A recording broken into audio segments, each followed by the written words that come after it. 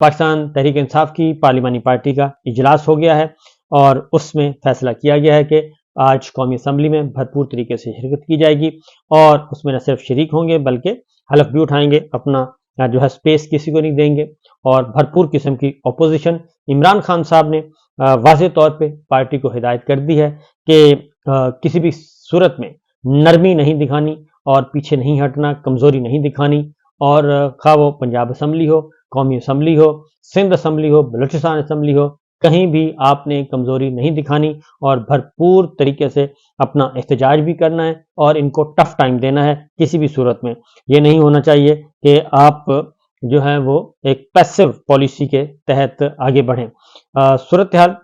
ترجمان پاکستان تحریک انصاف نے انہوں نے کہا جی کہ عوامی مینڈیٹ پر کھلا ڈاکہ ڈالنے والے الیکشن کمیشن کی شرمناک سہولت کاری سے خصوصی نشستوں کو غیر آئینی طور پر مینڈیٹ چوروں میں بانٹنے کی ناقابل قبول منصوبے بنائے جا رہے ہیں۔ دستور کا آرٹیکل 51 مخصوص نشستوں کی تقسیم کے بنیادی اصولوں کو نہایت صراحت سے بیان کرتا ہے۔ خواتین اور اقلیتوں کی مخصوص نشستوں پر جنرل سیٹوں کے تناسب سے ہی تقسیم ہونا ہے۔ سنی اتحاد کونسل مرکز، پنجاب اور خیبر پختونخوا میں سب سے زیادہ نشستیں حاصل کرنے والی پارلیمانی جماعت ہے۔ سنی اتحاد کونسل کو مخصوص نشستوں کی فراہمی میں لیت و لال اکثریت کو غیر قانونی طور پر جبراً اقلیت میں بدلنے کے غیر آئینی اور غیر جمہوری منصوبے کا حصہ ہے۔ جمہوریت کو غیر آئینی، غیر قانونی عزائم کا اسیر بنا کر عوام کے مینڈیٹ کو پامال کرنے کی اجازت ہرگز نہیں دیں گے۔ جعلی فارم 47 کے ذریعے چھینی گئی قومی اور پنجاب اسمبلی کی نشستیں بھی واپس لیں گے اور مخصوص نشستوں کی غیر آئینی بندربانٹ کی بھی بھرپور مزاحمت کریں گے۔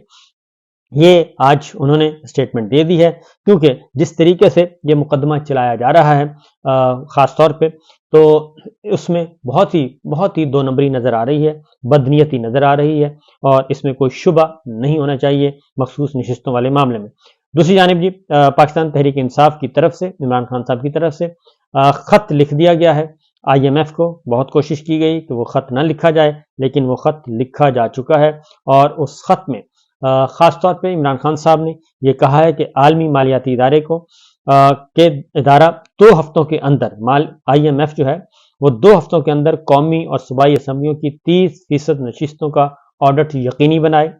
اور IMF پاکستان کو مالی سہولت دینے سے پہلے گڈ گورننس سے متعلق شرائط رکھے۔ عمران خان کے ترجمان رؤف حسن نے IMF کی MD کو خط لکھا ہے، جس کے متن کے مطابق یہ خط عمران خان صاحب کی ہدایت اور ان کی طرف سے IMF کو بھیجا جا رہا ہے، اور خط بھیجا جا چکا ہے، اور خط میں مطالبہ کیا گیا ہے کہ IMF 2 ہفتوں کے اندر قومی صوبائی اسمبلیوں کی 30% نشستوں کا آڈٹ یقینی بنائے۔ IMF پاکستان کو مالی سہولت دینے سے پہلے گڈ گورننس سے متعلق شرائط رکھے، اور IMF پاکستان کو مالی سہولت دینے سے پہلے دیگر شرائط کو بھی دیکھے۔ ہم یہ نہیں کہہ رہے کہ IMF تحقیقاتی ادارے کا کام کرے۔ فافن اور پتن نے عام انتخابات کے آڈٹ کا طریقہ کار بتا دیا ہے، ان کے دیے گئے طریقہ کار میں کچھ تبدیلیاں کر کے اطلاق کیا جائے۔ IMF کی مالی امداد پاکستانی عوام پر بوجھ بڑھائے گی، اور عمران خان صاحب نے کہا ہے کہ IMF کی طرف سے یہ کردار پاکستان کے عوام کے لیے ایک عظیم خدمت ہوگی۔ صرف PTI نہیں، دیگر جماعتیں اور عالمی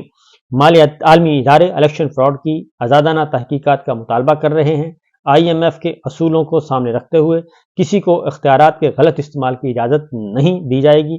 خط کے متن میں یہ بھی کہا گیا ہے کہ جی IMF گڈ گورننس، شفافیت اور قانون کی حکمرانی کو اہمیت